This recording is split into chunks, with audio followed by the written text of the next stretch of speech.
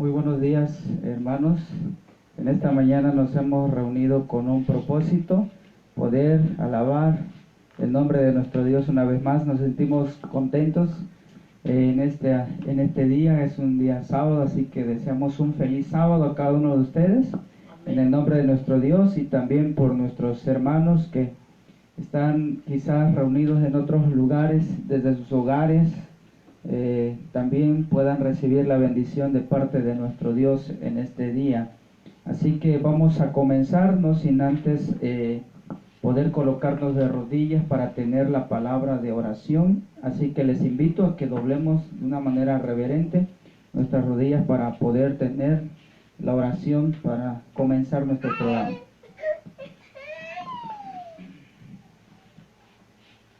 Padre nuestro que estás en los cielos, santo, santo, santo es tu nombre. Señor, en esta mañana hemos de comenzar con la programación de este día, Señor, especial. Queremos pedirte que tú vengas hacia nosotros. Tu palabra dice que donde nos reunimos 2 o 3 en tu nombre, tú estás en medio, Señor.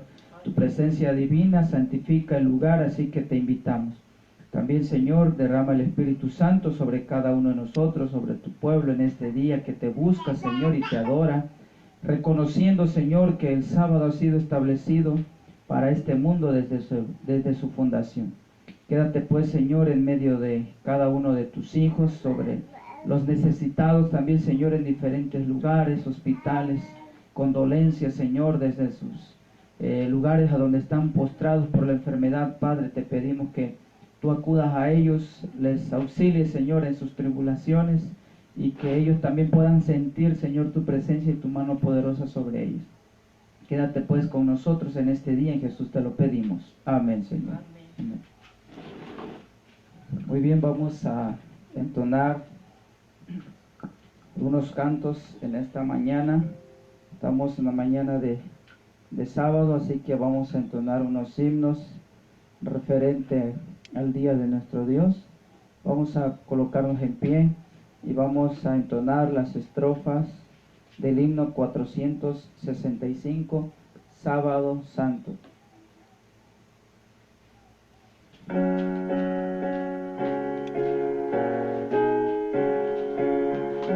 a cantar. Sábado Santo de Jehová, es este día de solas, en él adoro al Hacedor, y haya mi alma así la paz, y haya mi alma así la paz. Todas sus horas santas son, nunca las vivo para mí, y nada vil perturba así mi comunión feliz con Dios, mi comunión feliz con Dios. Esta delicia semanal que santifico aquí desde me acerca al trono celestial, al alentar mi devoción, al alentar mi devoción. Todo pesar olvido hoy, dejo también mi afán cruel, del Salvador exautor Jesús, ríndole entonces culto a él, ríndole entonces culto a él. Amén. Vamos a entonar las estrofas del himno número 439. En tu nombre comenzamos. Vamos a alabar el nombre de nuestro Dios con este canto 439.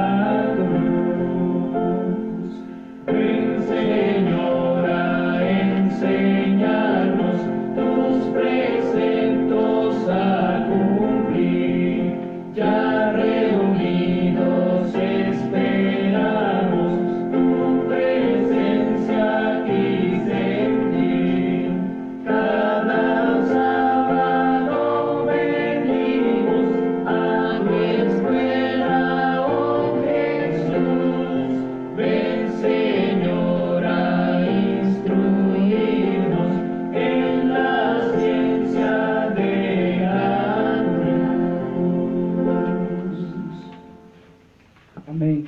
Así que antes de abrir la palabra de nuestro Dios, una vez más les invito a que doblemos nuestras rodillas, vamos a orar.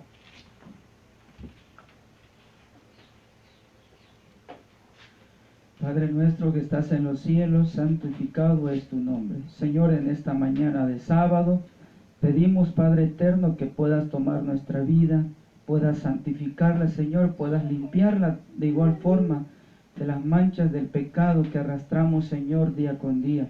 Queremos, Señor, en esta hora de este día santo, poder tener un encuentro especial contigo. Tú acudas a tu pueblo que viene, Señor, delante de ti, se postra de rodillas porque reconoce, Señor, la grandeza que tú tienes, Señor, como nuestro Dios único, creador del universo. Es por eso, Señor, que en este día queremos que tú nos des de ese pan de vida, de esa agua de vida, que pueda llenar nuestro ser, satisfacer nuestra necesidad de, Señor, de conocerte día con día. Que sea una bendición, Señor, y una experiencia inolvidable estar delante de tu presencia en este día. En el nombre de Jesús te lo pedimos. Amén, Señor. Amén. Muy bien, hermanos, vamos a comenzar en esta mañana y vamos a abrir nuestras Biblias y vamos a dirigirnos al libro de Mateo, capítulo 25, versículos 31 al 34. Mateo capítulo 25, versículos 31 al 34. Hemos de recordar que hemos estado siguiendo una serie de temas, el cual les invitamos a que puedan ir al perfil de la página en Facebook y poder pues invitarles a ver los temas anteriores para que podamos ahora sí llevar la secuencia y entender. En esta mañana de sábado hemos de continuar con la segunda parte del tema que estamos viendo acerca de La serie se llama Vientos de Doctrina y estamos viendo el tema de la vara del pastor y le hemos titulado No es la verdad presente. ¿Por qué no es la verdad presente? El día de hoy es la segunda parte, pueden ustedes buscar la primera y hemos de continuar y comprobar por medio de la palabra de nuestro Dios el por qué le hemos titulado de esa forma. No es la verdad presente. Cuando nosotros vamos a las Escrituras y podemos ver las verdades que nos habla la misma palabra de nuestro Dios, nos damos cuenta entonces, hermanos, cómo los vientos de doctrina están azotando fuertemente al pueblo de nuestro Dios. Así que vamos a darle lectura porque con esto hemos de comenzar esta segunda parte, dado a que hemos de tocar el punto del regreso de nuestro Señor Jesús. En Mateo 25, versículos 31 al 34, dice la palabra de nuestro Dios: y enviará a sus ángeles con gran voz de trompeta, y juntará a sus escogidos de los cuatro vientos desde un extremo del cielo hasta el otro.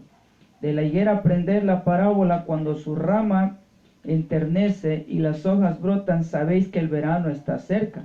Así también vosotros, cuando veáis todas estas cosas, sabed que está cerca a las puertas. Verso 34, de cierto os digo, no pasará esta generación hasta que todo esto, dice, acontezca. ¿Sí? Y la palabra de nuestro Dios nos habla respecto a la segunda venida de nuestro Señor Jesús. Ahí mismo en Mateo capítulo ahora 25, versículos 31 al 34, hemos de ver entonces aquí en estos versos algo interesante, algo especial. Vamos a leer lo que dice Mateo 25, versos ahora 31 al 34. De igual forma, nos habla en este capítulo respecto a la venida de nuestro Señor Jesús. Y aquí está entonces la cita. Dice la palabra de nuestro Dios, ¿sí?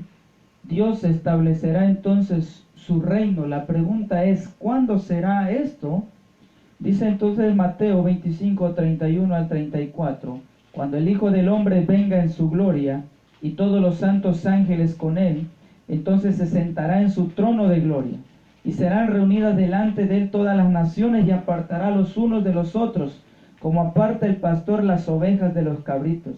Pondrá las ovejas a su derecha y los cabritos a su izquierda. Entonces el rey dirá a los de su derecha: venid, benditos de mi Padre, heredad el reino preparado para vosotros desde la fundación, dice, del mundo. Y aquí estamos viendo algo clave entonces en el versículo 34. Las palabras de nuestro Señor Jesús viniendo en las nubes de los cielos serán heredad del reino preparado. ¿Hasta qué momento? Por eso decía el título del encabezado: Dios establecerá su reino, pero ¿cuándo será esto? ¿Será antes o después de la venida de Cristo? El verso 34 es clave entonces para comenzar con el mensaje de esta mañana.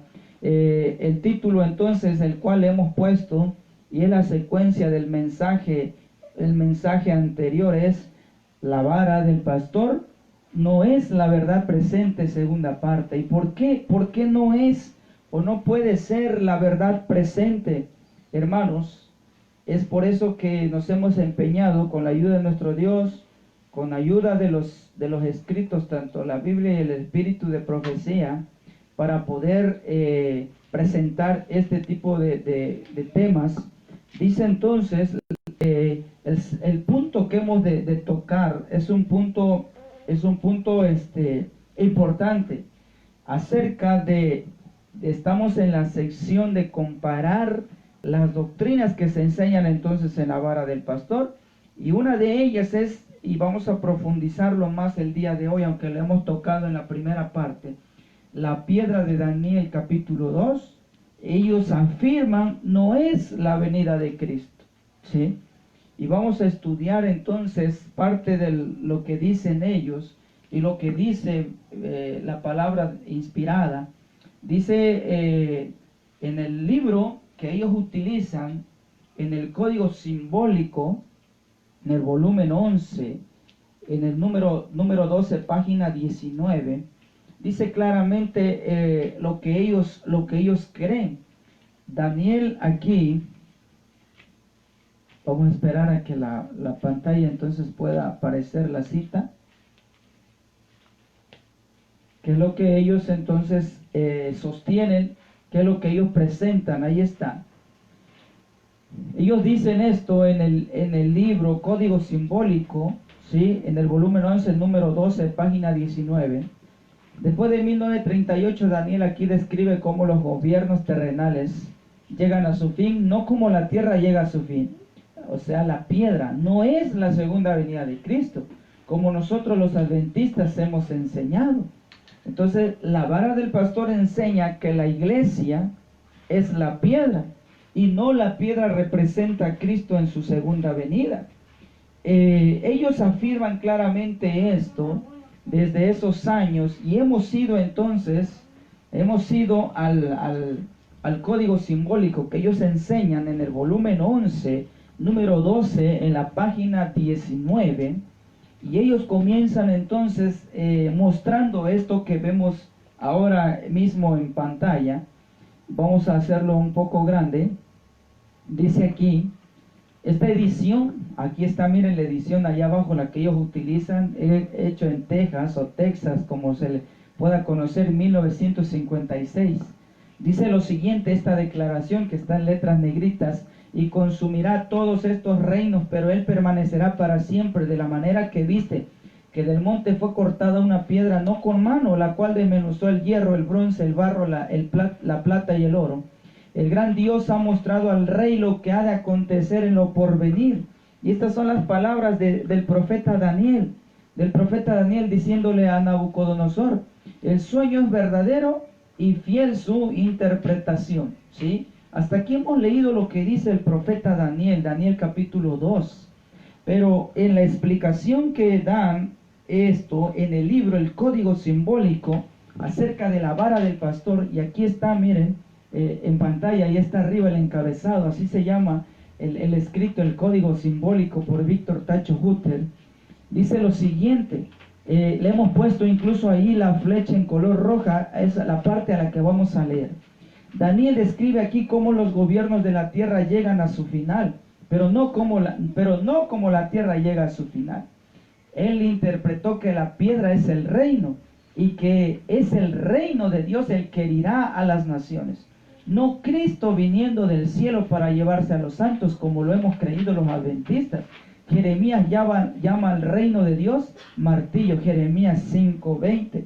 Entonces, en la explicación que utilizan Víctor Tacho Hutter y sus seguidores, que se le conoce como la vara del pastor, ellos creen enteramente que Daniel 2 representa reinos, y lo que está hablando aquí es el establecimiento de reinos, y es el fin de los reinos. Sabemos que los reinos de Daniel capítulo 2 comenzó con ¿quién? Vamos a hacer un repaso. La cabeza representaba ¿a quién? A Babilonia, ¿verdad? Los brazos y los pechos a los medos y los persas. Parte de la cintura y el tronco de las piernas, que era de bronce, ¿a quién representaba? A Grecia. Y las piernas de hierro, ¿a quién representaba? A la Roma imperial, ¿verdad? Y efectivamente esto es lo que ellos mencionan, que lo que Daniel 2 está hablando aquí es el fin de los reinos, no el fin, como dice en esta explicación, no el fin de la tierra en sí, ¿sí? No como la tierra llega a su final.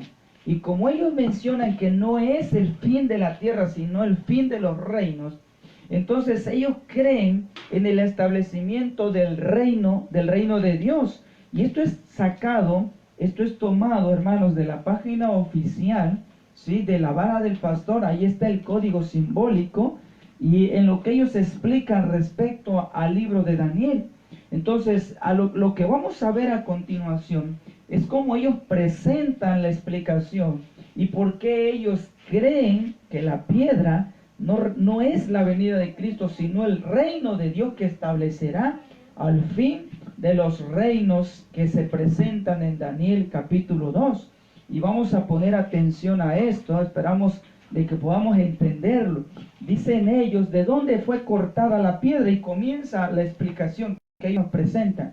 Dice Daniel 2:45, por eso viste que una piedra fue cortada del monte sin mano alguna, y desmenuzó el hierro, el bronce, la arcilla, la plata, el oro. El gran Dios ha mostrado al rey que ha de suceder en el futuro. El sueño es verdadero y su interpretación es cierta.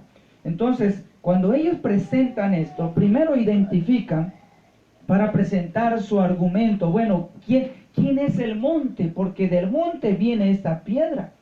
Entonces, cuando ellos presentan este punto de identificar quién es el monte, utilizan varias citas, pero hemos puesto una de ellas, en el cual dicen ellos qué representa un monte en la profecía, y toman uno de los argumentos como Daniel 9:16. Ustedes recuerdan la oración de Daniel: oh Señor, según todas tus justicias, apártese ahora tu ira y tu furor sobre tu ciudad, Jerusalén, tu santo monte. Porque a causa de nuestros pecados y por la maldad de nuestros padres, Jerusalén y tu pueblo, dados son en oprobio a todos en derredor nuestro. Y comienzan entonces a utilizar este tipo de citas como la de, estamos leyendo Daniel 9:16, en dar a entender que el monte representa al pueblo de Dios. En este caso Daniel está diciendo sobre tu ciudad, Jerusalén, tu monte santo. Sabemos que Jerusalén era el pueblo de Dios. Y Daniel compara al pueblo de Dios a Jerusalén como su monte santo. Entonces viene en el razonamiento o en la aplicación que ellos comienzan a dar de que la piedra fue cortada de un monte. Entonces ellos mencionan, ese monte representa al mismo pueblo de Dios. Y entonces si el monte es el pueblo de Dios, esa piedra, ¿qué ha de representar según el argumento que la vara del pastor nos comienzan a presentar y a dar? Y entonces comienzan ellos a utilizar ciertos textos como estos. La piedra de Daniel 2 representa gente también, y al pueblo de Dios se le llama también piedras. Por ejemplo, toman primera de Pedro 2, 4 y 5, acercándonos a él, piedras vivas, desechadas ciertamente por los hombres, mas para Dios escogida y preciosa. Vosotros también, como piedras vivas, sed edificados por casa espiritual y sacerdocio santo, para ofrecer sacrificios espirituales aceptables a Dios por medio de Jesucristo. Entonces ellos comienzan a usar su propio razonamiento. Número uno, si el monte es el pueblo de Dios y del monte es cortada esa piedra, entonces por obvias razones esas piedras tienen que ser representadas por el mismo pueblo de Dios, tiene que ser un residuo, una parte del pueblo de Dios. Y por eso ellos toman el argumentos como la de Pedro, cuando también se le dice al pueblo de Dios, vosotros también sois piedras vivas. Y el asunto se comienza a poner un poco más complicado cuando ellos comienzan a ponernos sobre la mesa citas del espíritu de profecía para sostener ese argumento. Por ejemplo, Servicio Cristiano, página 27, dice lo siguiente, el espíritu de profecía: los seguidores de Cristo deben ser instrumentos de justicia, obreros, piedras vivas que emitan luz. Ahí está, ¿sí? Dice que los obreros somos representados como piedras vivas que emitimos luz, a fin de que estimulen la presencia de los ángeles celestiales. Se pide que sean canales, por así decirlo, a través de los cuales fluye el espíritu de la verdad y la justicia. Por lo cual concluimos que la piedra de Daniel 2 es cortada del monte, que es el pueblo de Dios. Esta es la definición entonces que ellos toman, ¿sí? Concluir que Daniel 2 es cortada del monte que representa al mismo pueblo de Dios, porque citas como esta y otras más que ya no pusimos en la presentación mencionan que los obreros o el pueblo de Dios son comparadas como piedras vivas que emiten luz. Y hasta aquí entonces van sosteniéndose los argumentos, queridos hermanos. Y por eso, hermanos, este viento de doctrina ha arrastrado a muchos, porque nos presentan la Biblia, sus argumentos, nos presentan al espíritu de profecía y sostienen sus argumentos. Y muchos entonces quedan sorprendidos a ver cuán tremendo es la posición y el sostener con Biblia y espíritu de profecía lo que ellos creen. Y cuando nosotros, hermanos, no hemos estudiado a profundidad todo esto, en verdad pareciera ser verdad presente. Por eso le hemos titulado a este tema, ¿sí? La vara del pastor no es verdad presente. Porque aunque pareciera venir de una fuente confiable, pareciera ser algo verdadero, entonces no puede ser una verdad presente, y vamos a explicar el por qué. Ahora, ya venimos viendo, el del monte, según ellos, es el pueblo de Dios.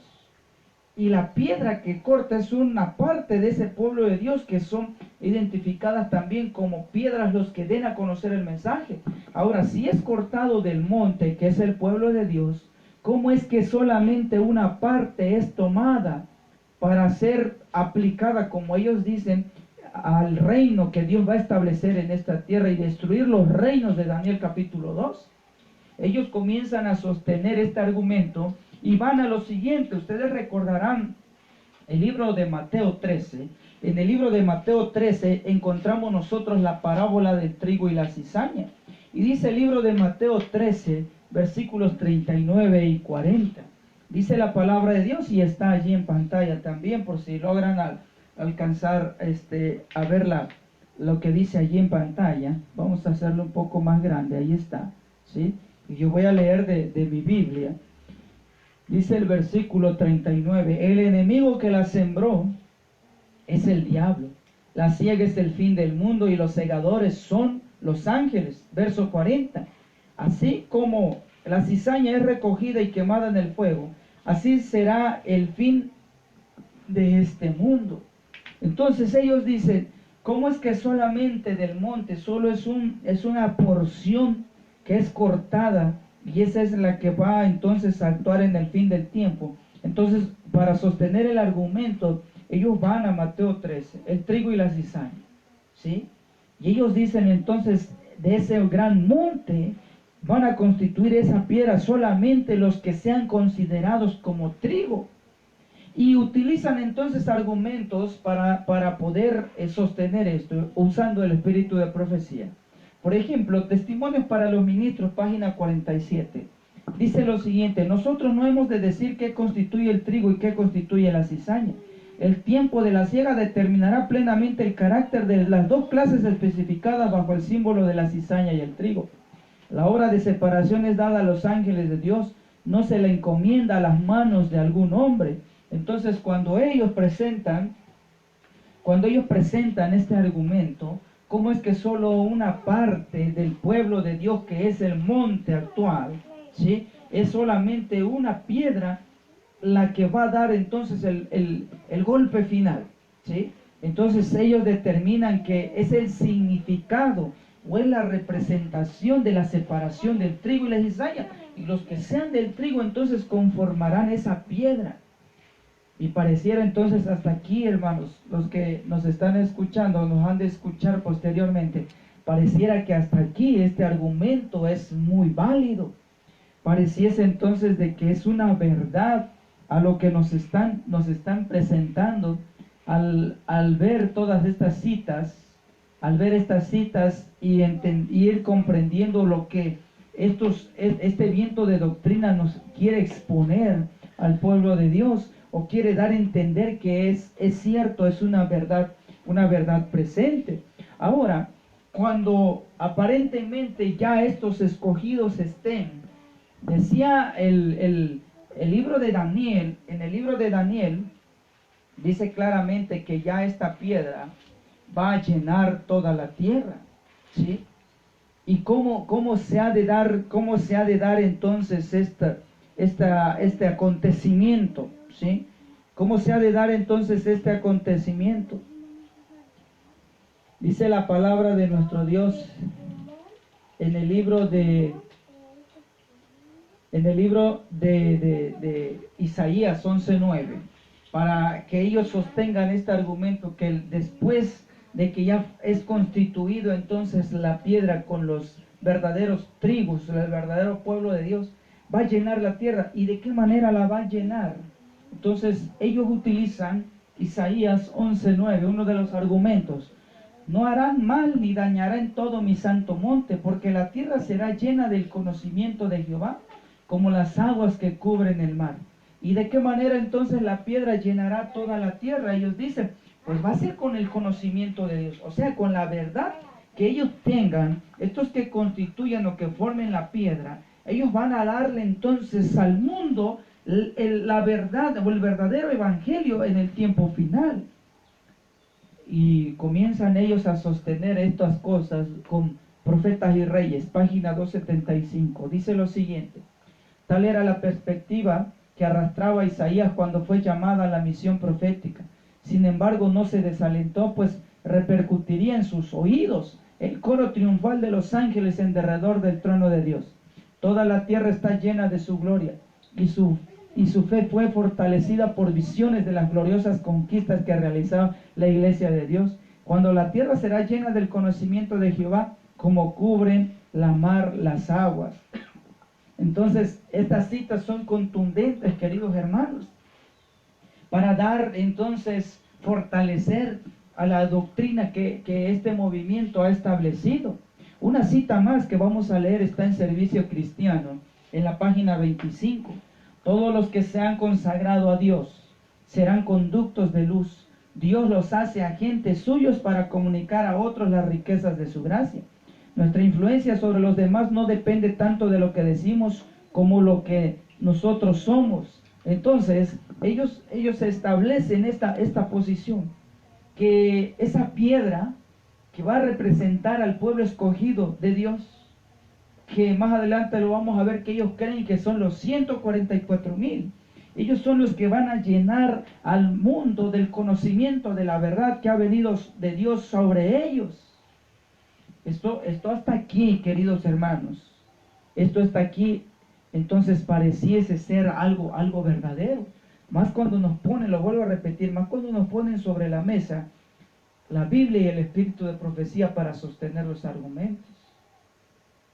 Hay una frase entonces que muchas veces hemos escuchado en el cristianismo: un texto sin su contexto es un vil pretexto. Y vamos a comprender entonces hasta aquí qué es lo que creemos como fe adventista del séptimo día que Dios nos ha mostrado, qué es lo que nosotros entendemos. Hemos presentado lo que cree la vara del pastor con sus escritos de Víctor Tacho Hutter, el código simbólico, utilizando ellos la Biblia para sostener lo que él expuso, incluso el mismo espíritu de profecía, ¿sí? ¿Y por qué ellos, aún teniendo el espíritu de profecía, entonces aceptan la interpretación de Víctor Tacho Hutter? En el primer tema lo explicamos. Ellos creen que es el sucesor de Elena de White. Y como es el sucesor, y él escribió la vara del pastor volumen 1, vara del pastor volumen 2 y muchos escritos más, entonces ellos hacen el complemento y comienzan ellos a tergiversar la verdad que Dios nos ha mostrado. Ahora vamos a ver lo que creemos nosotros como adventistas del séptimo día, porque parece bonito y así en resumen lo que presenta la vara del pastor. El monte es el pueblo de Dios. Y sobre ese monte sale una piedra. Esa piedra representa a un remanente de ese monte, de ese pueblo final. Y esa piedra alumbra o llena la tierra con el conocimiento que Dios ha dado. Y de esa forma entonces destruye a los reinos de Daniel capítulo 2. Pareciera ser entonces una verdad tremenda esto. Pero ahora vamos a anotar lo que dice la fe adventista, o lo que creemos nosotros como adventistas. Dice la palabra entonces de nuestro Dios, Mateo capítulo 25, que fue la cita a la cual comenzamos. Dios establecerá su reino, claro que lo establecerá, pero ¿cuándo será esto? Dice entonces Mateo 25, 31, estamos hablando cuando Cristo está viniendo en las nubes de los cielos, cuando el Hijo del Hombre venga en su gloria. Todos los santos ángeles con él, entonces se sentará en su trono de gloria, y serán reunidas delante de él todas las naciones, y apartará los unos de los otros, como aparta el pastor las ovejas de los cabritos. Pondrá las ovejas a su derecha y los cabritos a su izquierda. Entonces el rey dirá a los de su derecha: venid, benditos de mi Padre, heredad el reino preparado para vosotros desde la fundación del mundo. Y ojo aquí con el verso 34, ¿sí? la indicación de Dios, de Jesús, de entrar, de tomar su reino, es exactamente en este momento cuando Él venga en su gloria, como dice el verso 31. No es antes la conformación del reino de Dios. Si ustedes recuerdan en los días de Cristo, cuando los judíos caminaban y escuchaban hablar de Jesús, ellos estaban bajo el yugo de los romanos. Y lo que ellos esperaban que Jesús fuera un revolucionario, un libertador. Ellos querían una libertad humana que les quitara de la esclavitud romana. Y Jesús lo dijo claramente a la gente y a sus discípulos. Mi reino, dice, no es de este mundo. Si mi reino fuera de este mundo, llamaría a mis ángeles y pelearan o lucharan, ¿sí? Lucharan por él. Pero como el reino de Cristo no era de esa forma, ¿sí? Se había traído la invitación al reino de Dios. Mateo 25 lo dice en la parábola de las bodas del Cordero. Esa invitación había sido llevada a los judíos y a todas aquellas generaciones anteriores, ¿sí? Pero el reino de Dios será recibido, ¿sí? Literalmente, cuando Él diga estas palabras que encuentra en Mateo 25:34, heredad del reino preparado para vosotros, que ha sido preparado desde la fundación del mundo, pero no ha sido entregado aún, ¿sí? Comenzamos a ver entonces las contradicciones con lo que presenta la vara del pastor, ¿sí? De decir que ese reino se formará antes. Si bien entonces la iglesia o la fe adventista sostenemos que la piedra de Daniel es el quinto reino de Dios que establecerá para siempre, pero dicho reino no será antes de su venida. Ojo con esto. Y vamos a leer Patriarcas y Profetas, página 757 en el párrafo 1. Dice lo siguiente, Patriarcas y Profetas, vamos a hacerlo en grande para que podamos alcanzarlo a ver allí en la transmisión.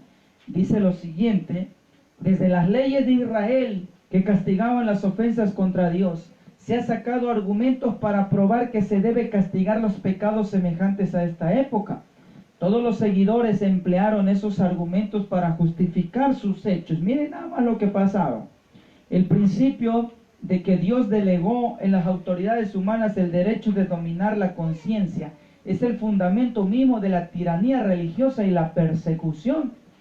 Pero todos los que adoptan este fundamento pierden de vista el hecho de que ahora vivimos en una dispensación distinta, que el reino de Israel era una figura del reino de Cristo, el cual, ojo aquí, el cual no se establecerá antes de su segunda venida. Mire lo que está presentando aquí la sierva del Señor, ¿sí? Muchos creían, ¿sí?, que tenían el deber o tenían el argumento de poder aplicar la justicia tras los pecados de ciertas personas. Entonces Dios dice claramente que esa es la venganza, lo dice Dios, es mía, ¿sí? Y en su momento Dios lo va a dar. Sabemos que hoy en día vivimos en un mundo lleno de pecado, lleno de maldad, que hay mucha injusticia. Y a veces nos sentimos con un sentimiento de querer nosotros aplicar la justicia, ¿sí? Hoy en día se han creado leyes humanas para castigar, incluso las leyes de sentenciar a muerte, ¿sí?, a los que han entonces privado de la vida a ciertas personas. Hasta ese punto hay países que aplican ese tipo de leyes. Y entonces Dios está diciendo en esta mañana y en este párrafo que estamos leyendo, que Dios ha entregado entonces hasta cierto punto autoridad a las leyes humanas, pero no con el fin de llegar a dominar la conciencia. Si hay algo que Dios no permite a las leyes humanas, es dominar la conciencia. ¿Qué quiere decir esto? Es obligar, ¿sí?, es obligar a hacer algo que tú sabes que por tus principios no son correctos ante Dios. Y esto lo aplicó entonces el mundo religioso en la Edad Media, ¿sí?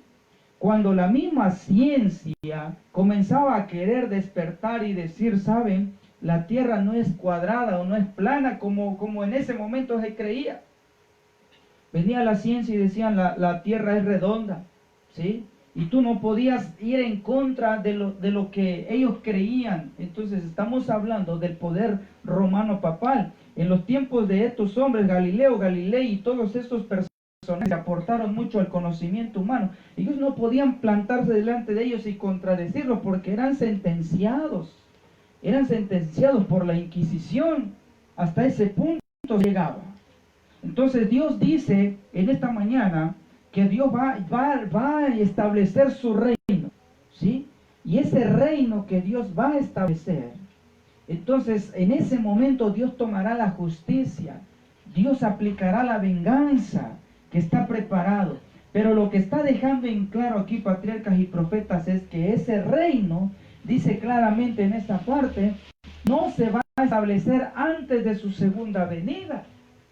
Entonces, hasta aquí esta cita es contradictoria a lo que presenta el viento de doctrina de la vara del pastor, de decir que esa piedra representa al pueblo de Dios que comenzará entonces a llenar la tierra, que establecerá entonces ese reino de Cristo. Cristo no puede establecer un reino antes de su segunda venida. Y esta cita es clara.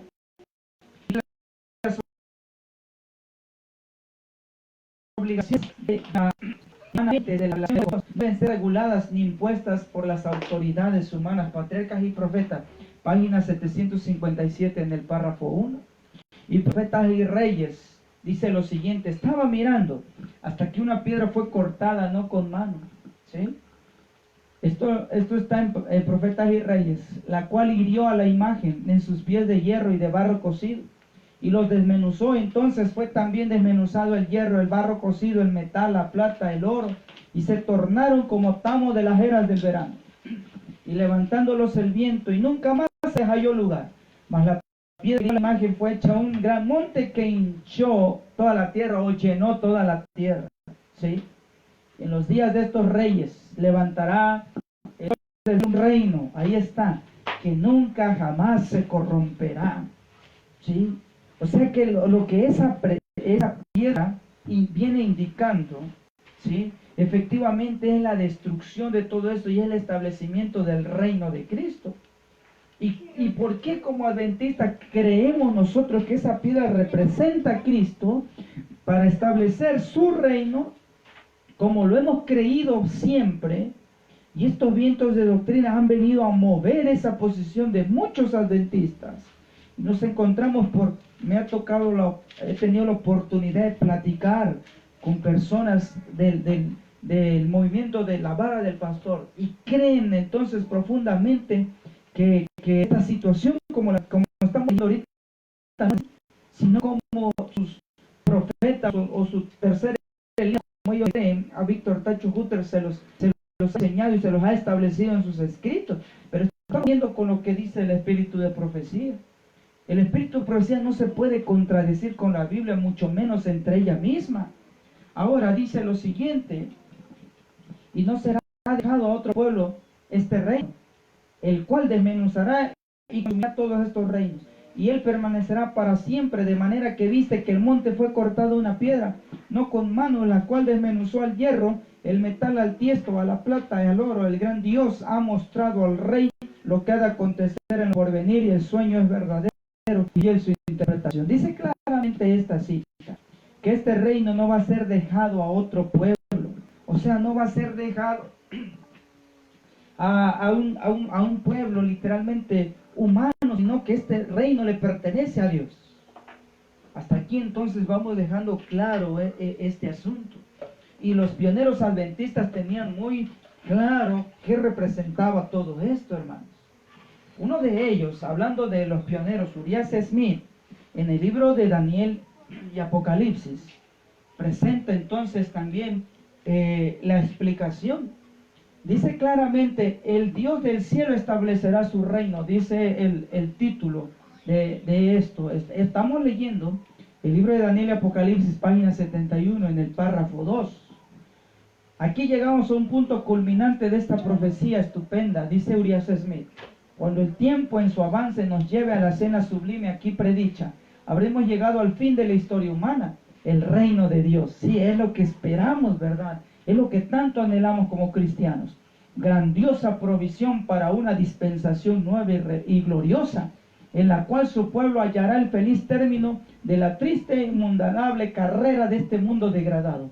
Cuán gozosa transformación para todos los justos, de la lobreguez a la gloria, a la guerra, a la paz, de un mundo pecaminoso a otro santo, de la muerte a la vida, de la tiranía a la opresión al estado feliz de libertad y bienaventurados privilegios de un reino celestial.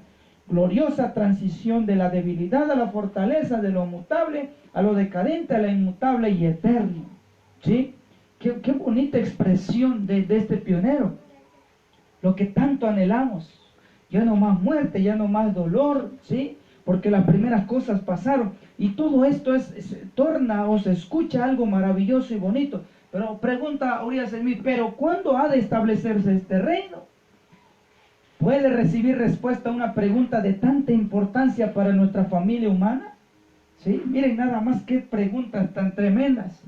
Estas son interrogantes acerca de las cuales la palabra de Dios no nos deja en la ignorancia. Ahí está, miren, Urias Smith lo tenía claro. El pueblo de Dios, los pioneros adventistas lo tenían claro, ¿sí? ¿Cuándo va a establecerse el reino de Dios? Dice, Dios no nos ha dejado en la ignorancia. Dice lo siguiente, la Biblia afirma claramente que el reino de Dios era todavía futuro en ocasión de la última Pascua de nuestro Señor. Cuando Él hablaba ya en Mateo 26, 29, Él lo ponía pues obviamente al futuro. Cristo no estableció el reino antes de su ascensión. Miren nada más estos argumentos. Hechos 1:6 declara además que ni la carne ni la sangre pueden heredar el reino de Dios. 1 Corintios 15:50. Por eso necesitamos una transformación, ¿sí? Este cuerpo mortal hecho en inmortal, como dice el apóstol Pablo. ¿Y cómo es posible entonces que ahora el pastor diga, no, el reino es antes de la venida de Cristo? No representa Cristo la piedra, sino el pueblo de Dios que va a establecer el reino y destruirá el reino. Miren nada más los argumentos que sostenemos como pueblo adventista. Dice lo siguiente, es motivo de una promesa hecha a los apóstoles y a todos los que aman a Dios, Santiago 2:5. Ha sido prometido al rebaño pequeño para un tiempo futuro, Lucas 12:32. Por muchas tribulaciones ha de entrar los santos al reino venidero, Hechos 14:22. Se ha de establecer cuando Cristo juzgue a los vivos y a los muertos, 2 de Timoteo 4:1. Y ahora, dando todos estos argumentos y las citas bíblicas, por último, Urias Smith dice lo siguiente, ello sucederá, o sea, el reino de Dios se establecerá cuando venga en su gloria con todos sus santos ángeles. Mateo 25, 31 al 34. ¿Sí? Y esto es lo que hemos sostenido por mucho tiempo como fe adventista, queridos hermanos. Cristo, ¿sí?, es el encargado de destruir al pecado y a los reinos de este mundo. Dice claramente Daniel, ¿sí?, que esta piedra, en el versículo 39, perdón, en el versículo 43, 44, en cuanto a lo que vistes, el hierro mezclado con el barro se mezclarán por medio de simiente humana, mas no se unirá el uno con el otro como el hierro no se mezcla en el barro. Estamos viviendo en ese periodo. Verso 44, y en los días de estos reyes, el Dios del cielo levantará un reino que jamás será destruido. Y ese reino no será dejado a otro pueblo, desmenuzará y consumirá todos estos reinos y él permanecerá para siempre. De la manera que viste que del monte fue cortada una piedra, no con mano la cual desmenuzó al hierro, al bronce, al barro, la plata, el oro, el gran Dios ha mostrado al rey de los que ha de acontecer en lo porvenir, y el sueño es verdadero y fiel su interpretación. Verso 45. ¿Sí? Si hasta aquí hemos demostrado que como fe creemos que ese reino sí se va a establecer, pero no puede ser antes de la venida de Cristo, entonces, ¿qué representa ese monte? ¿Dónde se encuentra ese monte? Y así como la palabra del pastor da sus argumentos, que el pueblo de Dios es representado como un monte, ¿sí?, Entonces, si hemos entendido que no representa literalmente al pueblo de Dios en esta aplicación dada a Daniel 2, porque en su momento sí Dios le llamó entonces como un monte a Israel, Dios la fundó y no solo lo menciona como un monte, sino como una vid, como una verdadera vid. Y lo hemos estudiado en el tema de cómo cuando Cristo vino a esta tierra se encontró con el pueblo judío. Los judíos se afianzaban solamente por ser descendientes de sangre judía y creían que por eso ya eran entonces salvos. Pero Dios hizo a un lado entonces ese pueblo. Entonces, ¿a quién representa este monte? De donde la piedra es cortada. Y vamos a analizar el versículo 45 del libro de Daniel capítulo 2. Dice entonces, aquí están estas citas que hemos tomado para dar la explicación respecto al monte.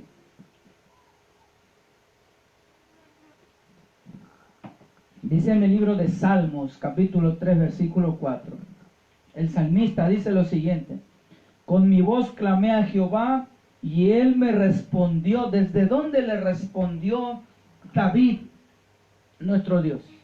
Y él me respondió desde su monte santo. ¿Sí? ¿Dónde mora Dios? ¿Dónde se encuentra Cristo hoy en día? ¿Dónde es ese monte santo? Dice el libro de Salmos 48, versículos 1 y 2. Grande es Jehová y digno de ser en gran manera alabado en la ciudad de nuestro Dios. ¿En dónde se encuentra? En su monte santo. Hermosa provincia, el gozo de toda la tierra. ¿Y cómo se llama ese monte? Dice, es el monte de Sión, a los lados del norte, la ciudad del gran rey. ¿Sí? Miren nada más dónde se encuentra Dios hoy en día. Se encuentra, dice, en el monte de Sión. ¿Y dónde está ese monte de Sión? Del cual habla el libro de Daniel. Miren cómo lo menciona el libro de Apocalipsis o Revelaciones 14:1. Después miré y he aquí el Cordero estaba en pie sobre el monte de Sión. O sea, Cristo está en pie sobre el monte de Sión. Y con él están, dice la palabra de nuestro Dios. Vamos a moverlo ahí, no estaba en pantalla. Y después miré y aquí el Cordero estaba en pie sobre el monte de Sión. Y con él 144,000 que tenían el nombre de él y el nombre de su Padre escrito en la frente. Cuando nosotros vamos al libro de Abdías 1, capítulo 1, ahí nos menciona un remanente. El libro de Apocalipsis 14:1 le da nombre específico a los 144,000. Pero ese monte de Sión, ¿a dónde está? Cuando nosotros vamos a primeros escritos, en la primera visión, primeros escritos, la sierva del Señor, el Espíritu de Profecía, nos menciona cómo ella ve entonces la nueva Jerusalén. Y caminan sobre un valle donde hay árboles, el abeto, el cedro y todo. Se topa incluso con ciertos pequeños jugando por ahí, dice, y nos encaminamos y caminamos y de repente ahí estaba, dice, el monte de Sión. Y sobre el monte de Sión, ahí estaba el templo de Dios. Aquel que dice Habacuc 2:20, ¿sí? Jehová está en su santo templo, calle delante de él toda la tierra. Ese monte, está el templo, está el santuario donde se está entonces haciendo el juicio investigador desde el 22 de octubre de 1844. Es ahí a donde se encuentra Cristo entonces hoy en día. En ese monte se encuentra Cristo Jesús oficiando en el santuario celestial, en el lugar santísimo. Y de ese monte tiene que salir. Porque dice entonces el espíritu de profecía que cuando el ángel llega y le dice que han quedado sellados todos, y vamos a ver esa cita más adelante, y le informa que han quedado sellados, entonces dice un ángel con tintero de escribano llega y le dice que han quedado sellados todos los hijos de tu pueblo, ¿sí? Entonces Cristo suelta el incensario y exclama, consumado es. Se acabó el tiempo de gracia. Apocalipsis dice, y el que siga siendo sucio, ensúciese todavía. ¿sí? El que es sucio, ensúciese todavía. El que es santo, santifíquese todavía. Porque se escuchará esas palabras desde el monte de Sión, desde el santuario celestial. Y la palabra de nuestro Dios nos dice que se quitará las vestiduras de sumo sacerdote y se pondrá entonces la vestidura de Rey de Reyes y Señor de Señores, y saldrá de ese lugar para dirigirse entonces hacia la tierra. Es ahí entonces que desde el monte de Sión sale esa piedra que representa entonces a Cristo Jesús. ¿Y cómo podemos sostener nosotros que es Cristo Jesús? En el libro de Isaías lo dice también el apóstol Pablo, Isaías 28:16. Por tanto, Jehová el Señor dice así: he aquí que yo he puesto en Sión por fundamento una piedra probada, angular, preciosa, de cimiento estable. El que creyere no se apresure. ¿Y quién es esa piedra? Esa piedra angular, el apóstol Pablo lo dice en la carta a Efesios 2:20, edificado sobre el fundamento de los apóstoles y los profetas, siendo la principal piedra del ángulo Jesucristo mismo. ¿Sí? Cuando nosotros hablamos de edificación, de construcción, ¿sí? Cuando se hace un plano estructural para levantar, no sé, una casa, un edificio, ¿sí? Lo que hoy en día se conoce como la arquitectura, la ingeniería, establecer los planos, siempre entonces van los fundamentos establecidos para que esa construcción entonces tenga prácticamente una durabilidad de muchos años, y por eso se necesita un buen fundamento. Hablando en el contexto espiritual, Cristo representa entonces a esa piedra angular, aquello que todo lo demás, todo el cristianismo, toda la fe cristiana se mueve en torno a Cristo Jesús. Y por eso hoy en día no puede existir o no debería existir tantas denominaciones religiosas si dependemos de un mismo Cristo.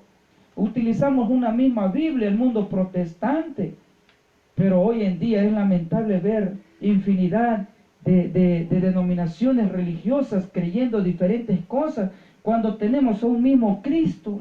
Es una misma Biblia, es una misma fe a la cual está establecido todo.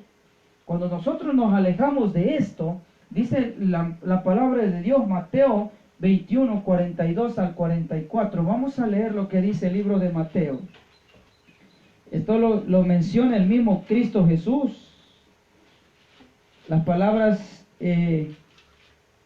Mateo 21, versículos 42 al 44. Mire lo que dice Cristo, las mismas palabras de Cristo Jesús.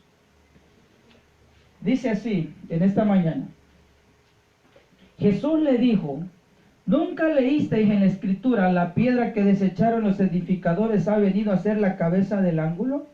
El Señor ha hecho esto, y es cosa maravillosa en nuestros ojos.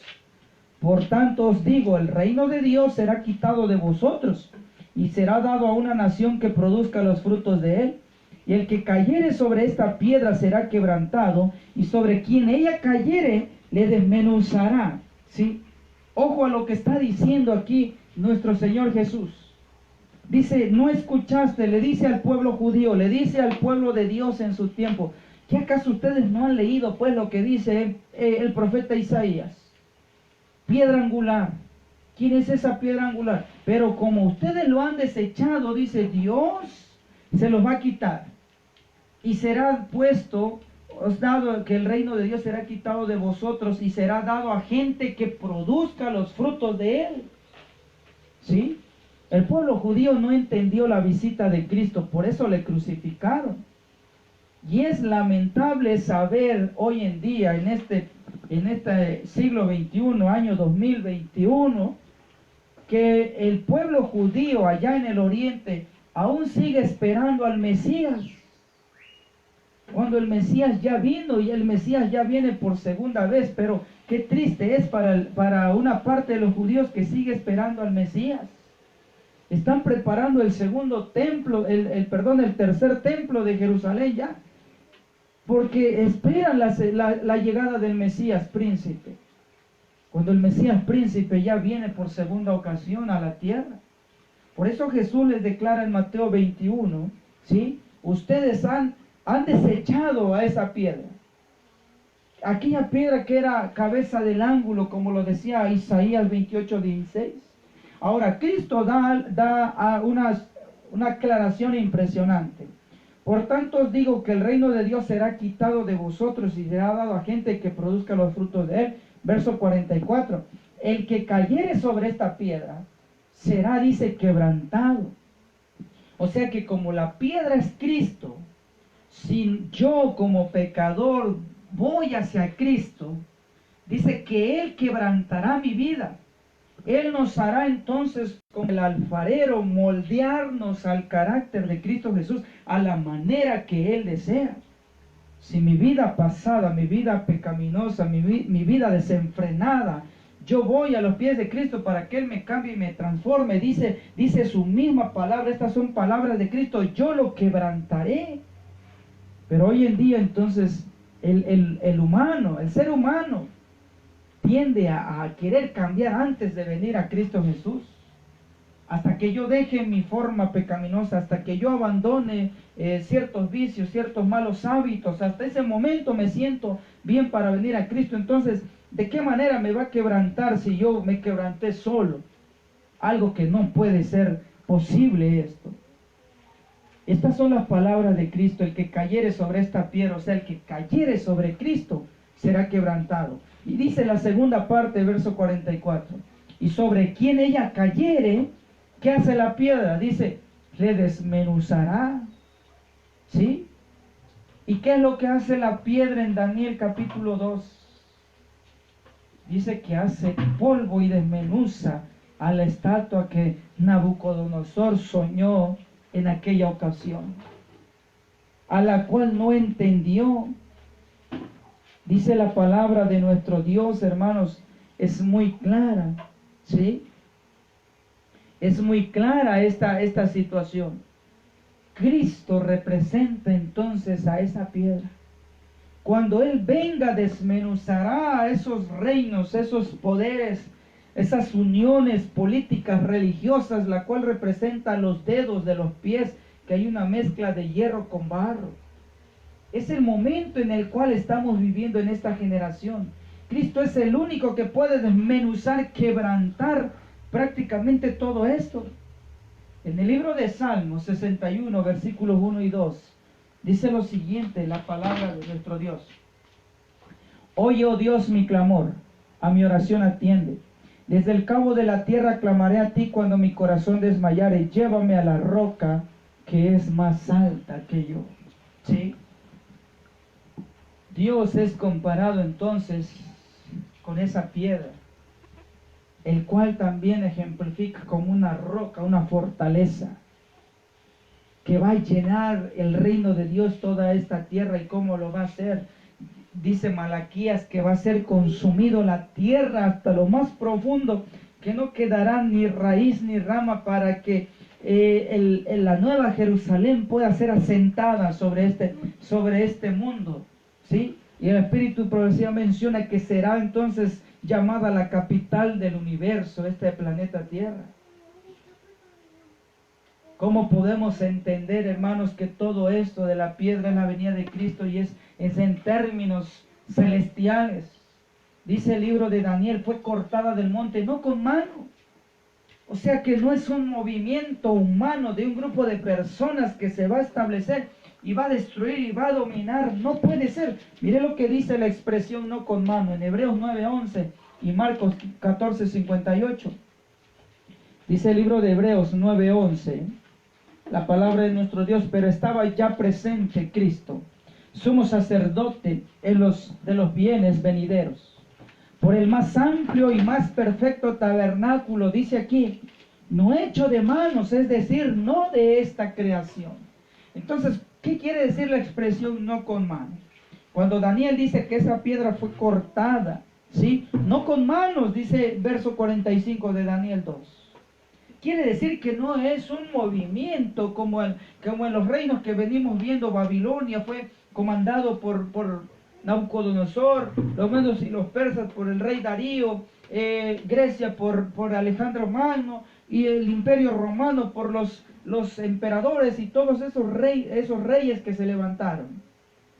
¿Sí? Fue un movimiento, como le conocemos hoy en día, revolucionario, levantarse en armas para establecerse, para pelear, corrió sangre a espada para que se estableciera estos reinos humanamente hablando. Pero dice, esta piedra es cortada no con mano.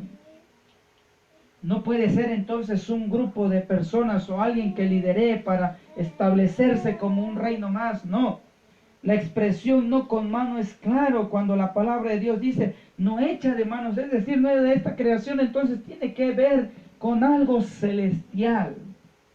Marcos 14:58, nosotros le hemos oído decir, yo derribaré este templo hecho a mano y en 3 días edificaré otro hecho sin mano. Qué expresión de Cristo tan tremenda de decir aquí.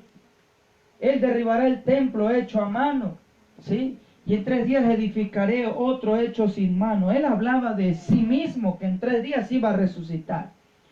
Y que por obvias razones también el templo de Jerusalén fue destruido, hermanos. Pero en ese momento, en esa expresión no se refería al mismo templo, sino hablaba de su mismo cuerpo. Aunque volvemos a repetir, en el año 70 fue destruida Jerusalén y el templo, y nunca más ha sido construido, nunca más será construido, porque está escrito. Entonces, hasta aquí hemos visto, queridos hermanos, la definición, como creemos, como fe adventista. Nosotros creemos que la piedra de Daniel, capítulo 2, representa entonces a la segunda venida de Cristo. ¿Y con qué objetivo? ¿Con qué objetivo entonces representa la venida de Cristo? Con el objetivo entonces de destruir entonces a esto, ¿sí? La piedra fue cortada de un gran monte, ya vimos de qué monte. ¿Quién representa esa piedra? ¿Qué hace esa piedra? ¿Hasta qué es capaz de hacer esa piedra? Y ahora sí que refutamos este viento de doctrina de la vara del pastor, ¿sí? De establecer entonces principios que no son correctos o forman parte de nuestra fe como adventistas del séptimo día. Y hasta aquí entonces, hermanos, esperamos que esté siendo claro esta parte, y vamos a continuar entonces, porque hay muchas cosas que tenemos que ver en este día. Otro de los puntos es hablar de Ezequiel capítulo 9, ¿sí? ¿Qué representa o qué es Ezequiel capítulo 9? Y vamos a ir a Ezequiel capítulo 9, hermanos, para darle lectura a este pasaje, porque es muy entonces interesante también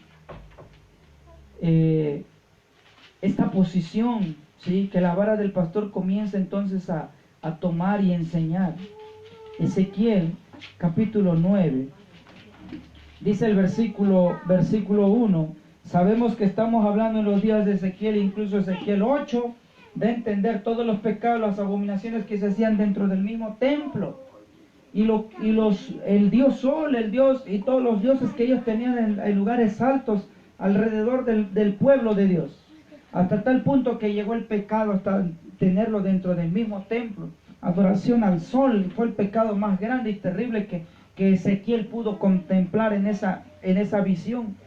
Entonces dice la palabra de nuestro Dios: clamó en mis oídos con gran voz diciendo, los verdugos de la ciudad han llegado, cada uno trae en su mano un instrumento para destruir.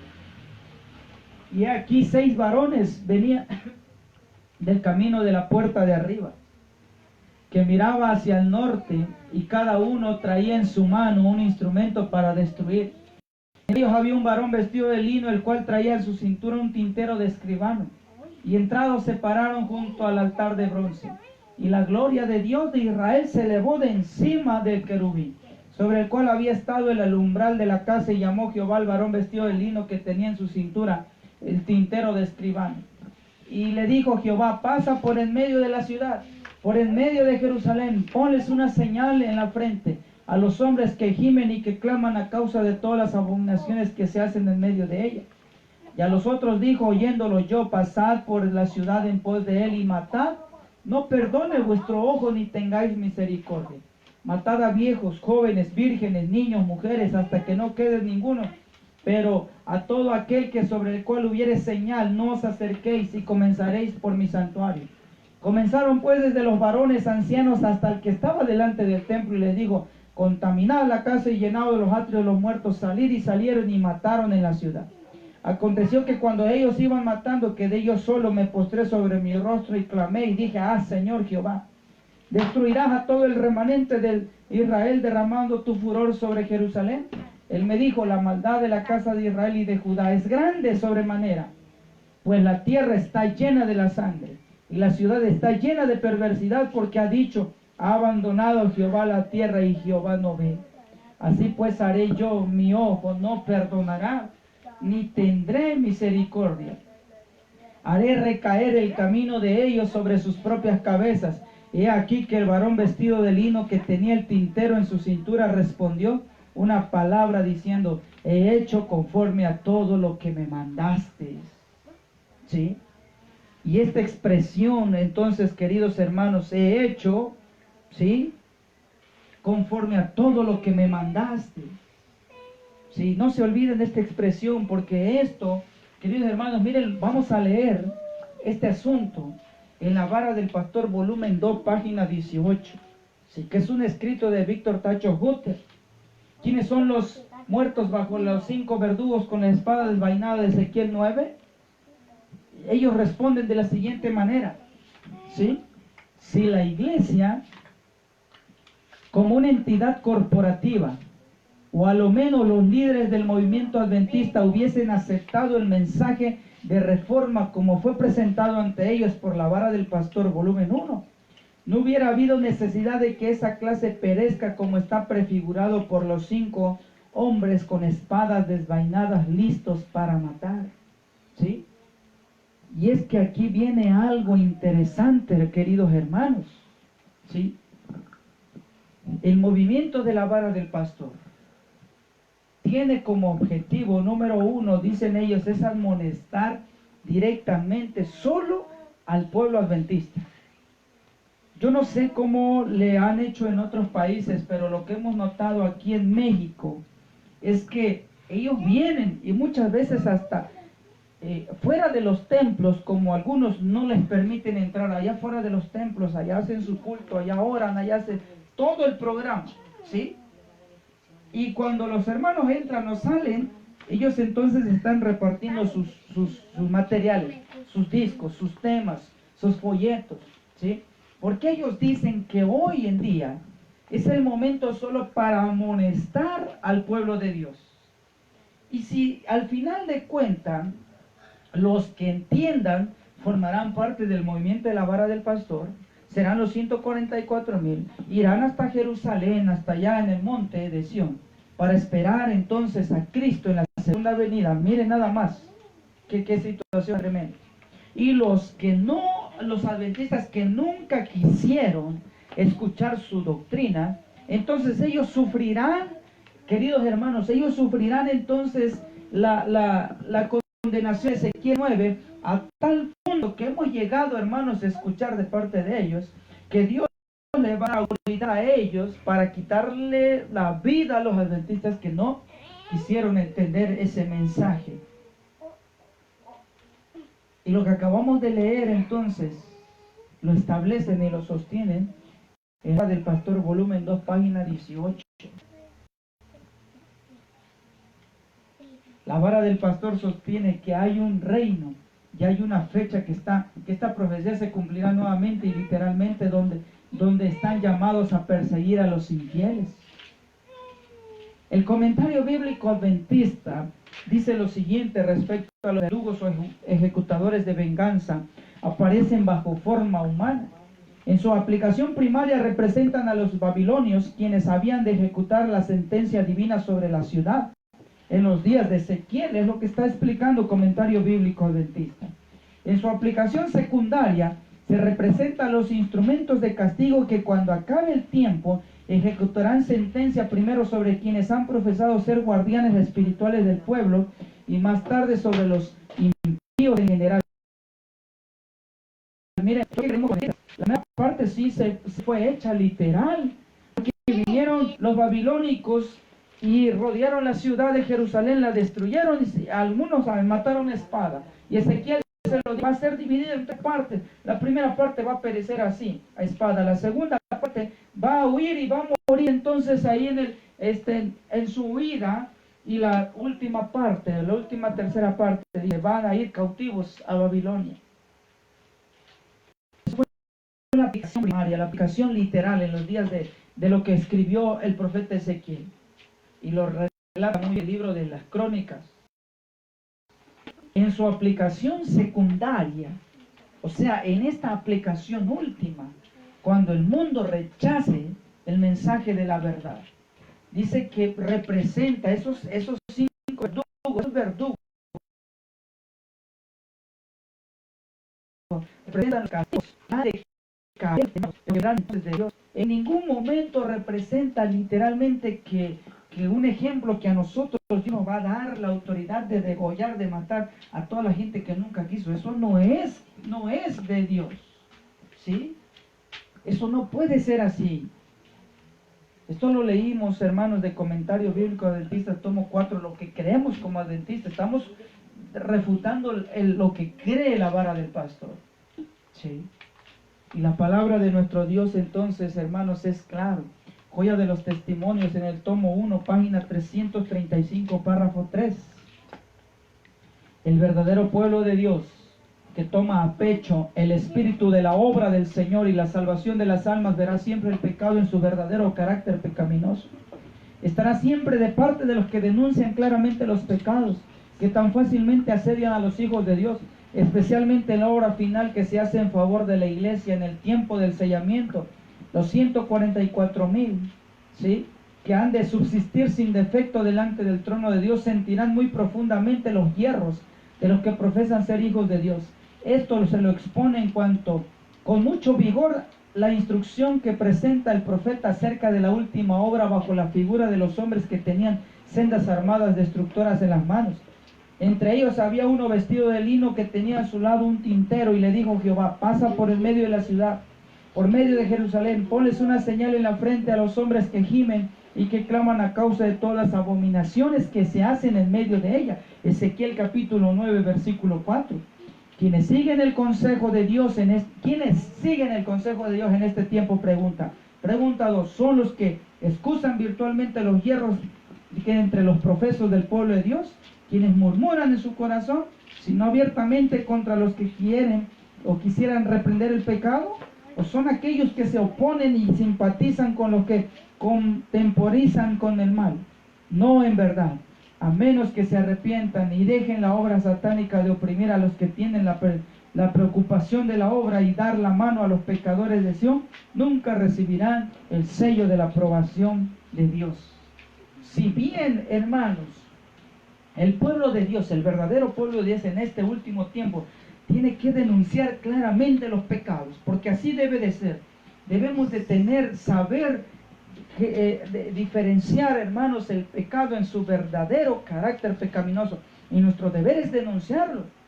Pero hasta ahí termina entonces nuestra posición, nuestra obra. Más allá ya no podemos nosotros aplicar un castigo si las personas no quisieron entender.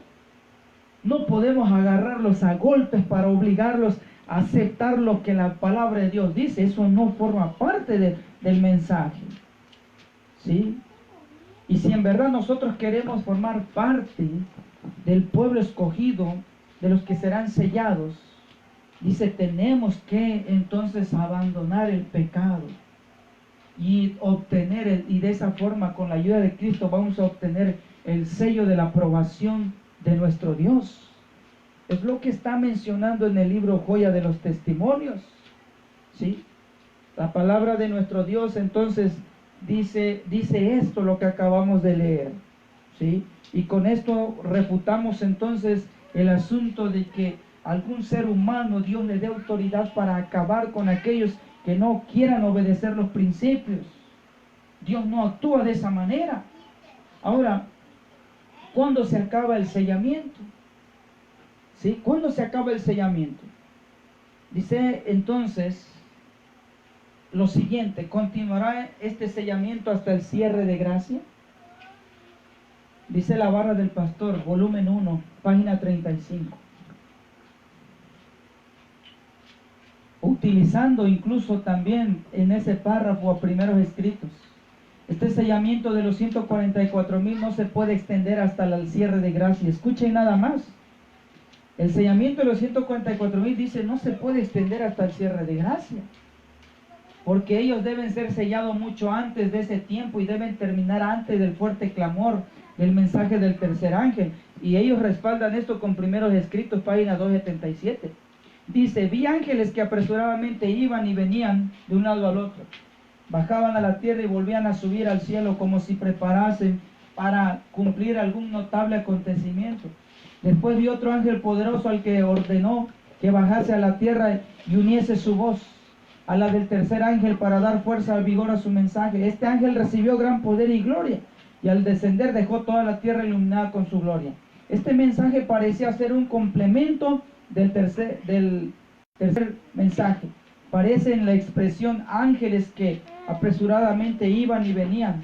La autora hace referencia al cumplimiento de Ezequiel 9, y luego sigue el ángel poderoso del fuerte pregón de Apocalipsis 18:1. Vara del Pastor, volumen 1, página 35. En el principio que ellos tienen es declarar que el sellamiento de los 144 no puede excederse, o sea, no puede llegar hasta el cierre de gracia, sino que estos serán sellados mucho tiempo antes. ¿Será esto cierto? ¿Será esto correcto? Dice la palabra de nuestro Dios: se me señaló, dice la sierva del Señor, la época en que terminaría el mensaje del tercer ángel. ¿Y cómo iba a terminar? Bueno, lo va a explicar, hermanos. El poder de Dios había asistido a sus hijos, quienes después de cumplir su obra estaban preparados para sobrellevar la hora de la prueba que les aguardaba. Habían recibido la lluvia tardía o refrigerio de la presencia del Señor, y se había reavivado el viviente testimonio. Por todas partes había cundido la postrera gran amonestación, agitando y enfureciendo a los moradores de la tierra que no habían querido recibir el mensaje. Vi ángeles que iban y venían de un lado al otro lado del cielo. Un ángel con tintero de escribano en la cintura regresó de la tierra y comunicó a Jesús que había cumplido su encargo, quedados sellados y numerados los santos. Cuando nosotros vamos al libro de Apocalipsis, vamos a abrir la Biblia en el libro de Apocalipsis, capítulo 7. ¿Sí? Dice lo siguiente, versículo 1: después de estas cosas vi 4 ángeles en pie sobre los 4 ángulos de la tierra, deteniendo los 4 vientos de la tierra, para que no soplase viento sobre la tierra, ni sobre el mar, ni sobre ningún árbol. Y vi otro ángel que subía de donde nace el sol, teniendo el sello del Dios viviente, y clamó con gran voz a los 4 ángeles, a los cuales era dado hacer daño a la tierra y al mar. ¿Y cuál es la expresión de este ángel? No hagáis daño a la tierra, ni al mar, ni a los árboles, hasta que haya sellado a los siervos de nuestro Dios en su frente. ¿Y cuándo se da entonces este momento? Dice primeros escritos: un ángel con tintero de escribano en la cintura regresó de la tierra. Este ángel con tintero de escribano es el mismo que aparece en Ezequiel 9, que ha cumplido su encargo, quedando sellados y numerados los santos. O sea que en este momento, cuando él llega, es porque ya quedó sellado, ¿sí? Entonces, ¿en qué momento se da esto? Y entonces que Jesús, quien había estado oficiando ante el arca de los 10 mandamientos, dejó caer el incensario, alzando las manos, exclamó en alta voz: consumado es. ¿Cuándo se da esta expresión de Cristo, consumado es? Esta expresión de Cristo, queridos hermanos y amigos, se da cuando Cristo termina su obra que está haciendo, hermanos, del juicio investigador, de la expiación allá en el cielo. Se cierra la gracia. En ese momento, entonces, hermanos, han quedado sellados. Es ahora sí, hermanos, lo que va a indicar que Cristo salga de ahí, según primeros escritos, es que el pueblo de Dios ha sido sellado sobre la tierra. No como lo dice la vara del pastor, que el sellamiento tiene que ser antes del cierre de gracia. No, es en ese momento que la gracia de Dios entonces es cerrada. Por eso Jesús dice, consumado es. Y toda la hueste angélica se quitó sus coronas. Cuando hizo esta solemne declaración, el que es injusto, Apocalipsis, sea injusto todavía. El que es inmundo, sea inmundo todavía. El que es justo, practique la justicia todavía. Y el que es santo, santifíquese todavía. Todos los casos habían sido fallados para vida o para muerte. Mientras Jesús oficiaba en el santuario, había proseguido el juicio de los justos muertos y luego el de los justos vivientes. Cristo, habiendo hecho expiación por su pueblo y habiendo borrado sus pecados, había recibido su reino. Ahí está, miren esta expresión. Cuando esto termina, entonces es hora de aplicar el reino de Cristo, y con esto se refuta también lo anterior, de que el reino de Dios lo va a establecer antes de su venida. Si aquí está siendo claro hasta qué momento estaba completo el número de los súbditos del reino y consumado el matrimonio del Cordero. El reino y el poderío fueron dados a Jesús y a los herederos de la salvación, y Jesús iba a reinar como Rey de Reyes y Señor de Señores. Primeros escritos, página 279 y página 280, hermano. ¿Sí? Y aquí entonces refutamos otra situación más, ¿sí?, que la vara del pastor sostiene. ¿Hasta qué punto llega la vara del pastor? Miren la declaración siguiente. Los 144,000 enseñan que son judíos de sangre que deben radicarse en Palestina, de donde saldrán a preparar el mundo para la venida del Señor. No es la voluntad que entren en controversia por cuestiones, dice la sierva del Señor, que no nos ayudarán espiritualmente, tales como quienes serán los 144,000. Fuera de duda, esto lo sabrán dentro de poco los que sean elegidos de Dios. Por eso, la vara del pastor cree, ¿sí?, que los 144,000 tienen que ir entonces hasta Jerusalén. La sierva del Señor escribió claramente que nosotros no tenemos nada que ir a hacer a la vieja Jerusalén. ¿Sí? Miren qué contradicciones tan tremendas. Si en verdad Víctor Tacho Hutter fuese el sucesor de Elena de White, no se contradijera contra ella, contra sus escritos. Y esto es la posición entonces, queridos hermanos. ¿Dónde se establecerá el reino de Dios según ellos? Según la vara del pastor, ellos han de vivir en Palestina, ¿sí?, o allá en los lugares del oriente. Ahora nótese que árabes y judíos y gentiles eventualmente tendrán que hacerse a un lado a fin de dar lugar al purificado pueblo de Dios. Saludos en Sazón, volumen 2, página 42, dice esto. Ahora dice primeros escritos, Elena de White, mi atención fue llamada a los que están en error de creer que es su deber ir a la antigua Jerusalén y pensar que tienen una obra que hacer allí antes de que el Señor venga. Ahí está, queridos hermanos. Esto es lo contradictorio. La vara del pastor dice hay que ir a Jerusalén para esperar a Cristo. Dice la sierva del Señor, no tenemos nada que ir a hacer allá. Y ella escribe que si habrá judíos que conocerán la verdad, y hay que presentarles la verdadera verdad presente, válgase la redundancia de la expresión, porque habrán judíos que se salvarán, pero no que nosotros vayamos y invadamos ese lugar y le demos entonces un supuesto mensaje llamado vara del pastor. No, hermanos, no de esa forma. Entonces hay un punto más, el reino milenial, ¿sí?, que es un punto que hermanos, este punto no es nuevo. En su momento vamos a hablar sobre esto cuando demos del viento de doctrina de los 6,000 años. Los que creen que Cristo viene en el 2031, hermanos, los pioneros y la sierva del Señor debatían contra los que creían en el reino milenial establecido antes de que Cristo viniera en su tiempo. Miren sobre este punto, ¿qué es lo que habla el reino premilenial? Dice entonces, el 2:37 de la vara del pastor. El reino premilenario.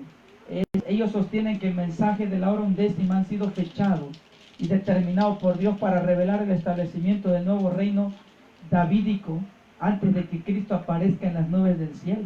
¿Sí? Esto lo dice el volumen 2 en la página 77. Por ejemplo, en 1957, después de contemplar la venta del centro originario del Monte Carmelo, poco tiempo anunció el establecimiento. Y estas ideas de establecer fechas, hermanos, hoy en día ha azotado mucho al adventismo. ¿Sí? Poniéndole fecha ya a la ley dominicana el 2027, poniéndole fecha, tiempos de persecución, 3 años y medio literales para el pueblo de Dios, poniéndole fechas al regreso de Cristo 2031, y toda esta situación no es nuevo, hermanos. Y lo que dice aquí en el volumen 2 de la vara del pastor, dice establecer el reino davídico antes de que Cristo aparezca en las nubes de los cielos. Y el pastor anunció el establecimiento del reino, cosa que no ocurrió, y fechas tras fechas. Conflicto de los siglos, dice claramente Elena de White, no es así, sino hasta la venida personal de Cristo que el pueblo puede recibir el reino. El hombre en su presente está la inmortalidad. Luego los invitará a heredar del reino del cual ellos son legítimos herederos. El reino antes que se realice el advenimiento personal de Cristo. Hijos e hijas de Dios, página 360, ¿sí? O la carta de 92 del año 1901, ahí está también, hermanos. Y es claro, esto es lo que estamos mencionando. Y esto, hermanos, les siguiente punto.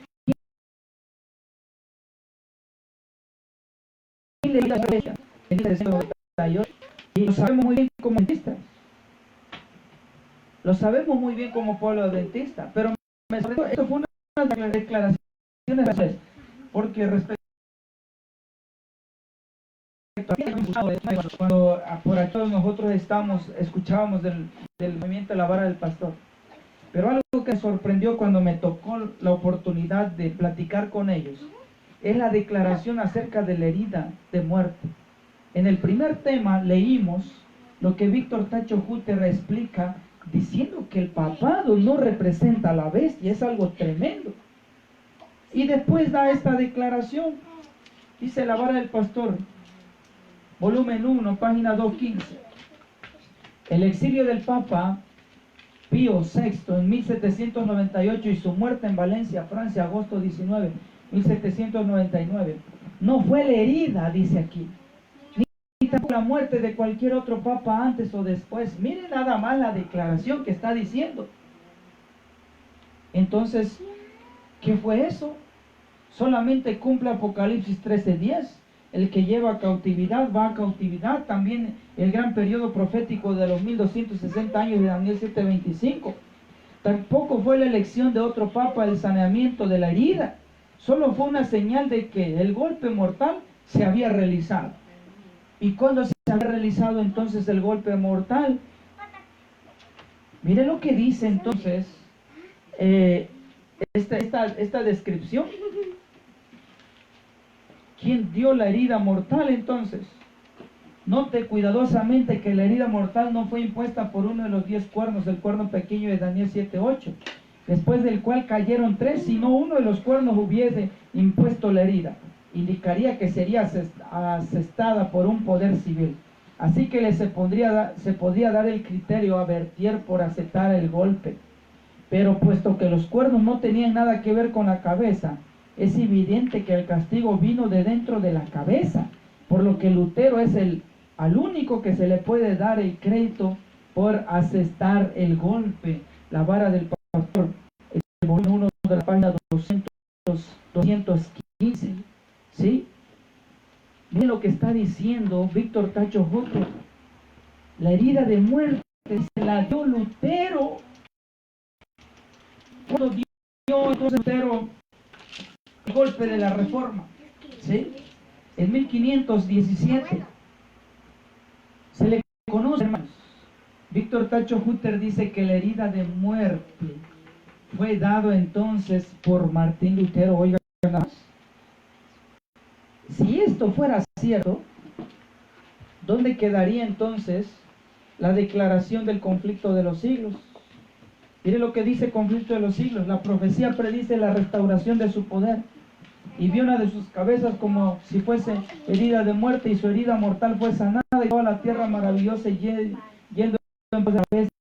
La herida mortal que le fue ocasionada. ¿Y quién dio ese golpe?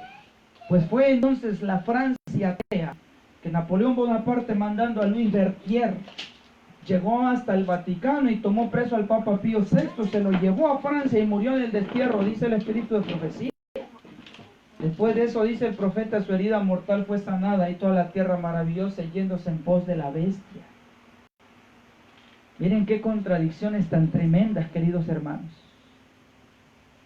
Y estas contradicciones, hermano, esta precisamente una de las que me llamó la atención en la ocasión que me tocó platicar con estas personas que creen y comparten este viento de doctrina de la vara del pastor. Cuando le sacamos esta cita, prácticamente no supieron qué decir, porque yo les mencionaba, si Víctor Tacho Hutter es el sucesor de Elena de White, no nos pudieron dar una respuesta, hermanos. Conflicto de los siglos además dice lo siguiente: le fue dada autoridad para hacer sus obras 42 meses, dice el profeta. Vio una de sus cabezas como si hubiese sido herida de muerte.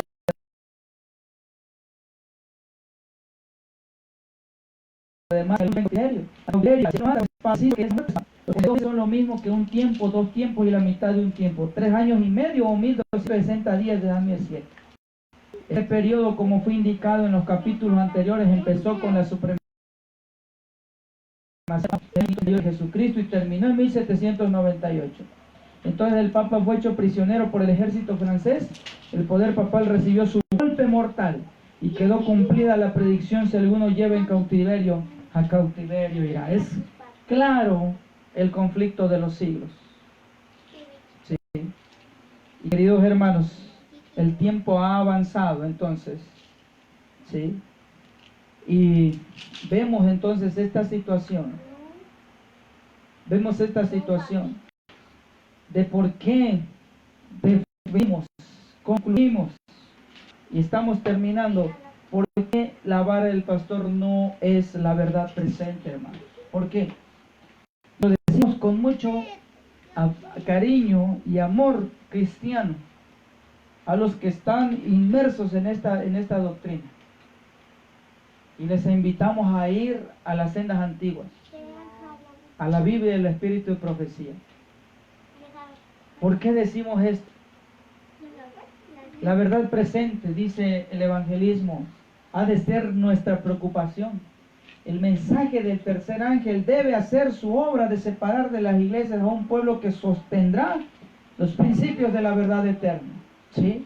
¿Qué va a hacer el mensaje del tercer ángel? Va a separar de las iglesias a un pueblo que sostendrá los principios de la verdad eterna. Y esa verdad presente es el que habla Apocalipsis 14, 6 al 12. Durante más de un medio siglo, los diferentes puntos de la verdad presente se han objetado y han sido materia de oposición. Se ha presentado como verdades nuevas, teorías que eran verdades. El Espíritu de Dios reveló su error a medida que se presentaban los grandes pilares de la fe. El Espíritu Santo les presentaba su testimonio, especialmente esto es cierto con respecto a las verdades del santuario. Muy repetidamente el Espíritu Santo ha respaldado de una manera notable la predicación de esa doctrina. Pero hoy en día, así como en lo pasado, algunos serán inducidos a idear nuevas teorías y a negar la verdad sobre las cuales el Espíritu de Dios ha colocado su aprobación. Manuscrito 125, año 1907, o el Evangelismo, página 167. Y vamos a ir comprobando los diagramas de la vara del pastor con los diagramas de los pioneros. Diagrama de los pioneros 1843, lo que hemos pasado más de una ocasión y lo dimos en uno de los primeros temas, ¿sí? De los vientos de doctrina. Diagrama entonces de la vara del pastor, que incluso también eso cree las trompetas futuras, hermanos. Está inmerso el futurismo, ¿sí? El futurismo está inmerso entonces en la doctrina del pastor, así como lo cree el mundo evangélico, así como lo cree el catolicismo, que es doctrina futurista, creada entonces por los jesuitas, ¿sí? Y hemos dado también ese tema, creo que fue en el primer tema de la serie Vientos de Doctrina, si no me equivoco, o pueden buscarlo ahí, sobre el asunto del historicismo. ¿Por qué somos historicistas? Y aquí está el diagrama de 1858, ¿sí? A donde ya se anexa el mensaje de los tres ángeles, Apocalipsis 18, el santuario, que es nuestra doctrina principal. Y estos son los símbolos, y aquí vamos a analizar algo importante, la simbología que utiliza entonces en los diagramas la vara del pastor. Ahí está, miren, aquí está. Este es un diagrama cuando ellos explican acerca de este asunto sobre el templo de Zacarías, ¿sí? Y estos símbolos reflejantes del sol lo podemos ver en algunos de sus diagramas que ellos presentan. Y vamos a ver, hermanos, ahí está, ¿sí? Representando entonces a la iglesia con el sol sobre la cabeza, ¿sí? Representando entonces también el logotipo de los triángulos invertidos. Un símbolo totalmente, hermanos, satánico. En el satanismo, en el espiritismo se utiliza todo esto. El símbolo del sol, utilizado por los soles masónicos, que hoy en día los podemos ver abiertamente, ¿sí? Ahí está entonces todos estos simbolismos del sol que los diagramas de la vara del pastor hoy en día utilizan. Ahí está el triángulo invertido, lo podemos ver para supuestamente identificarse con ese logotipo, cuando Dios ha dejado entonces una forma de representar a este pueblo. La cruz que veíamos hace un momento, ¿sí? Las estrellas de 6 picos, de 5 picos, y todos estos símbolos que utilizan en los materiales de la vara del pastor. Entonces prácticamente, déjenos decirnos, hermanos, que son símbolos relacionados al Baphomet, de estrellas de 5 picos, estrellas de invertidas, el pentagrama, ¿sí? 2 triángulos invertidos, símbolos totalmente entonces que Dios no está aprobando, que hoy en día está siendo arrastrado entonces el movimiento de la vara del pastor. Y volvemos a decir, queridos hermanos, esto con mucho cariño, ¿sí? En lo personal, hemos crecido en la fe adventista. Nos hemos dado cuenta del ecumenismo, la apostasía que hay. Eso ha provocado que muchos hermanos abandonen la organización. Pero lamentablemente por allá afuera está entonces Satanás entrampando los conventos de doctrina que aparecen cada vez más. Y seguirán apareciendo muchos hoy en día, hermanos, que el Espíritu Santo no es persona. Hoy en día que Cristo no murió en viernes, que murió en miércoles para cumplirse literalmente los 3 días, 72 horas. Y comienzan a aparecer 3 años y medio de persecución, trompetas al futuro, volver a las fiestas judías y muchas doctrinas más, 2031, y comienzan a aparecer, y muchas más. Y tú les preguntas a todas ellas, ustedes son la verdad presente, ustedes son el pueblo escogido por Dios, son el remanente. Todos decimos que sí. La única verdad, queridos hermanos, está aquí. Sí. Eso es el adventismo. Ahora imagínate cómo este mundo evangélico, las diferentes religiones en el mundo. Es por eso que en lo personal hemos sentido el deseo de Dios de presentar estos temas y que sean de bendición para que nos ayude a abrir los ojos. O por lo menos que eso te lleve, si tú consideras esos temas mal, ve, estudia para refutar lo que nosotros decimos. Y si tú encuentras razonable en lo que la palabra de Dios dice, lo que hemos expuesto, no te quedará otra cosa como los bereanos aceptarlo. El adventismo está siendo atacado por dentro, por fuera. ¿Sí? Lo que va a sobrevivir aquí es la verdadera fe adventista. Hoy en día la organización está preocupada. ¿Sí? Aquí en Chiapas, México, es una unión. Está siendo azotado desde una administración corrupta. Hemos platicado con hermanos de la organización y nos han dicho la situación que está pasando.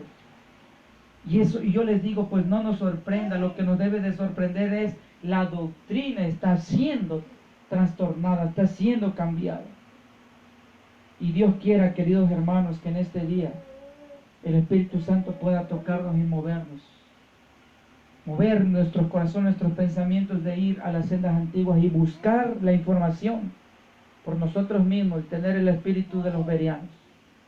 Que Dios pueda bendecir entonces su palabra, hermanos, en este día y pueda quedar en cada uno de nosotros. Vamos a terminar esta parte. Vamos a entonar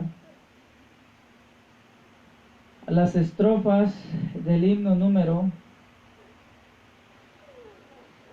470. 470 y vamos a colocarnos de pie. Hoy es sábado glorioso.